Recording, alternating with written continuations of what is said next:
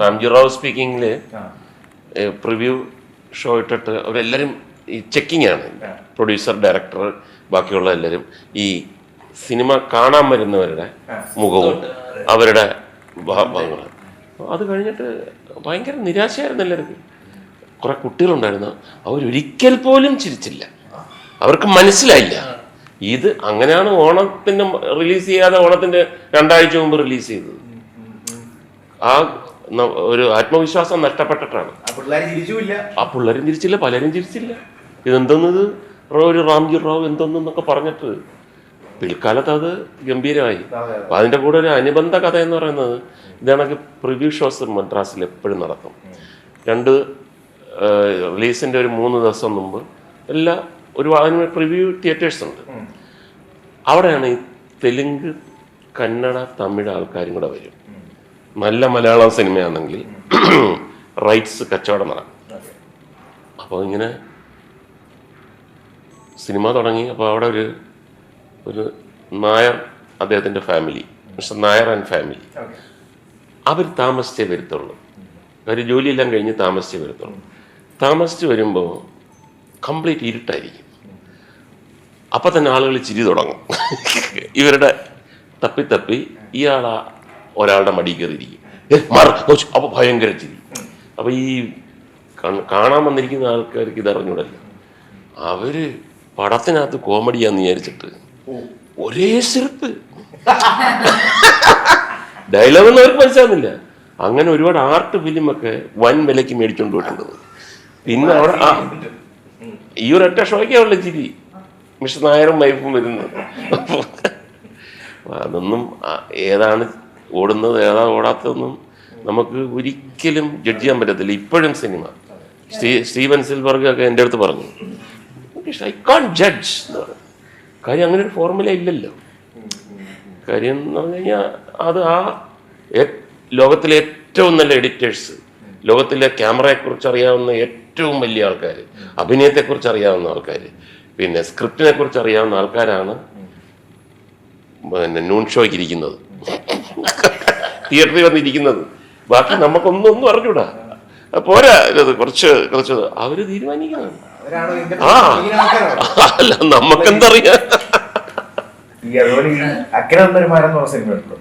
അതിലെ ഡയലോഗാണ് ഇപ്പോഴും ഞാൻ എത്ര ആ സാധനമുണ്ട് ശ്രീകേട്ടൻ. അപ്പൊ അത് ആ ടൈമിൽ ഒരു കംപ്ലീറ്റ് ഇംപ്രവൈസേഷൻ ആണെങ്കിൽ പറയാമോ, അല്ലെങ്കിൽ അത് ഡെവലപ്പ് ആയ ഒരു ആ സീനിനെ പറ്റി പറയാനാണെങ്കിൽ?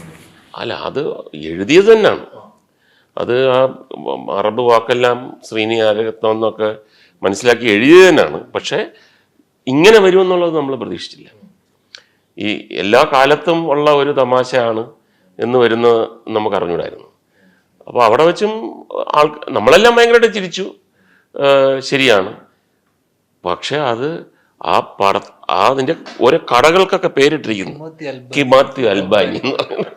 ആരെങ്കിലും വിചാരിച്ചാണ് അതൊക്കെ? അത് സ്വർണ്ണകാലമാണ്.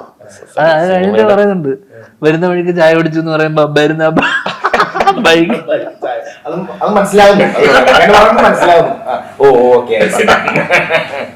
ഞാൻ അതിനകത്ത് പറയുന്നുണ്ട്, ഞാൻ പണ്ട് മദ്രാസിൽ പണിക്കുന്നുണ്ട്, അറബി അറിയാന്നൊക്കെ. ലോജിക്കും കൂടെ വിടത്തില്ല. ലോജിക്ക് വിട്ട് കഴിഞ്ഞാൽ പോയി. അന്ന് തന്നെ ഇവര് എഡിറ്റേഴ്സ് ഫസ്റ്റ് ഷോയ്ക്ക് വന്നിരിക്കുന്നവര് പറയും, ഇതെവൻ എങ്ങനെ അറിയാം? അവനൊക്കെ പിന്നെ തേങ്ങാപ്പീര ഇട്ടിട്ടാ പോകുന്നത്.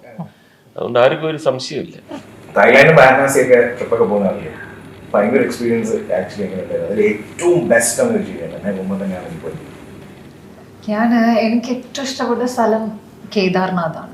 ഞാൻ പോയതിൽ വെച്ചിട്ട് ഒന്നും കൂടെ തിരിച്ചു പോകണം എന്ന് തോന്നിയത് കേദാർനാഥിലെ അവിടെ ഒരു 22 കിലോമീറ്റേഴ്സ് ആണ് നമ്മൾ ട്രക്ക് ചെയ്തിട്ട് ആ അമ്പലത്തിലേക്ക് കയറേണ്ടത്. അത് എനിക്ക് തോന്നുന്നു ആ ഒരു ഈ ഹിമാലയൻ ലസ്റ്റ് എന്ന് പറയില്ല, ഒരു മൗണ്ടെയിൻ ഒരു സ്പിരിച്വൽ ഒരു വൈബ്രേഷൻ ഉണ്ട്. So when you go there it's like നമ്മളെ കംപ്ലീറ്റ്ലി നമ്മളുടെ ഒരു സ്പേസിൽ നിന്ന് മാറി നമ്മൾ തിരിച്ചു വരുമ്പം I have been A different person. അതും പ്രത്യേകിച്ച് ഞാനൊരു ബിഗ് ബോസിന്റെ നെക്സ്റ്റ് ഒരു ഫ്യൂ മന്ത്സിനുള്ളിൽ പോയതുകൊണ്ടായിരിക്കാം മേ ബി. പിന്നെ വാരണാസി ഇസ് ഓൾവേസ് ആൾക്കാർ പറയുന്ന പോലെ തന്നെ അതൊരു വേറൊരു ട്രാൻസ് ആണ്. നമ്മളൊരു 3000 വർഷം മുൻപ് എന്തോ ജനിച്ച് അല്ലെങ്കിൽ നമ്മൾ അവിടെ നിൽക്കണോ എന്നുള്ളൊരു സ്പേസിലേക്ക് നമ്മളെ കൊണ്ടെത്തിക്കും. So I love travelling. ഈ എക്സ്പീരിയൻസ് ഒക്കെ സെറ്റിൽ പറഞ്ഞിട്ടുണ്ടോ? പോയ എന്തെങ്കിലും കഥ ഇങ്ങനൊരു സംഭവം വന്നുകൊണ്ട് ഇതൊക്കെ അറിയാൻ പറ്റും.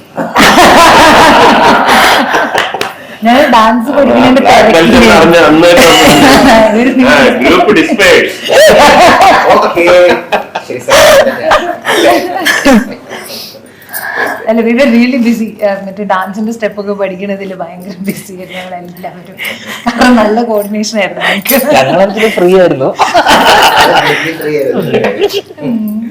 ഈ മഹേഷ് ഹൃദയ മൂവിയുടെ അതിന്റെ ഒരു അതർ ലാംഗ്വേജില് അനുശ്രീ ചെയ്ത ക്യാരക്ടറാണ് ചെയ്തത്. ഇപ്പൊ ഇവിടെ അനുശ്രീ ചെയ്ത ക്യാരക്ടർ നോക്കുമ്പോൾ അതിനകത്ത് ടേപ്പ് അല്ലെങ്കിൽ കുറെ ട്രോളുകൾ പരിപാടികളുണ്ടായിരുന്നു. ചിലപ്പോ അവിടുത്തെ ക്രൗഡ് അതിനെ വെൽക്കം ചെയ്ത രീതി ചിലപ്പോൾ ഡിഫറെന്റ് ആയിരിക്കാം. എങ്ങനെയാണ് മറ്റേ ദാറ്റ് ലെവൽ ഓഫ് ടേപ്പ് ഇല്ലായിരുന്നു. ഇല്ല, അത് അവർക്ക് അതൊക്കെ നോർമൽ. അവർക്ക് കുറച്ചൊരു നോട്ടി ഒരു little of the track characters ആണ് ആ ഇൻഡസ്ട്രിക്ക് ഇഷ്ടമാണ്. ഓഡിയൻസ് അങ്ങനെ ക്രിട്ടിസൈസ് ചെയ്യുന്നവരല്ല, എല്ലാം വെൽക്കം ചെയ്യും. അതുകൊണ്ട് കുഴപ്പമില്ല. പക്ഷെ അങ്ങനെ ഉണ്ടായാലും ആക്ച്വലി കുഴപ്പമില്ല. ബിക്കോസ് എന്തെങ്കിലും ശ്രദ്ധിക്കപ്പെട്ടാലാണ് ഒരു ക്യാരക്ടർ ഇറ്റ് സ്റ്റാൻഡ് ഔട്ട്. അപ്പൊ അത് I think any kind of thing is fine. And I think Anusree നന്നായിട്ട് ചെയ്തിരുന്നു.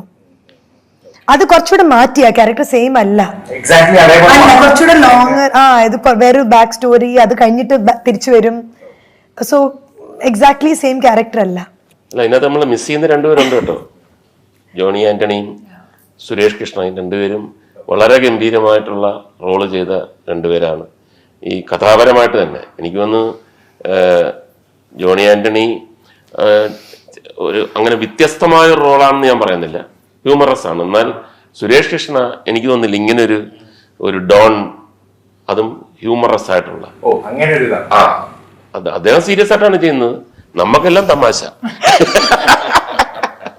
അപ്പൊ അത് രണ്ടും എല്ലാം ശരിക്കും പറഞ്ഞു കഴിഞ്ഞാൽ ഈ ഇങ്ങനെയൊക്കെ നമ്മൾ പറയുന്നുണ്ടെങ്കിലും ഇവർക്ക് വലിയ നിർബന്ധമായിരുന്നു. വിൻഡേഷനും ഇതിന്റെ സ്ക്രിപ്റ്റ് റൈറ്ററിന്റെ പ്രജിത്തിനുമൊക്കെ ഇപ്പൊ ഞാൻ പറഞ്ഞിട്ടേ കാട് ഇവിടെയും കാട് എല്ലാം സെയിം അല്ലേ. നമ്മൾ ഈ മംഗലാപുരത്ത് നിന്ന് ബാംഗ്ലൂരിലോട്ട് പോകുന്ന വഴി, ബാംഗ്ലൂരിൽ നിന്ന് മൈസൂരിലോട്ട് പോകുന്ന വഴി ഇതിൻ്റെയൊക്കെ ആവശ്യമുണ്ടോ? ഇവിടെ തെങ്കാശിയില് പിന്നെ തെന്മലേഖ നമ്മുടെ കൊല്ലത്തിന്റെ അടുത്താണ്, അതല്ലെങ്കിൽ തന്നെ കുറച്ചങ്ങോട്ട് മാറിയ അപ്പൊ പറയുന്ന ആ സ്ഥലം ചേട്ടനത് മനസ്സിലാവത്തില്ല, ആ സ്ഥലം കണ്ടെങ്കിൽ മാത്രമേ എന്നൊക്കെ പറഞ്ഞിട്ട് ഞാൻ വിചാരിച്ചു എന്തെന്ന് നമ്മൾ കാണാത്ത കാടാ. അവിടെ ചെന്നിട്ട് ഈ കഥയുമായിട്ട് ഒന്ന് ടച്ച് ചെയ്ത് നോക്കുമ്പോൾ നമുക്ക് ശരിക്കും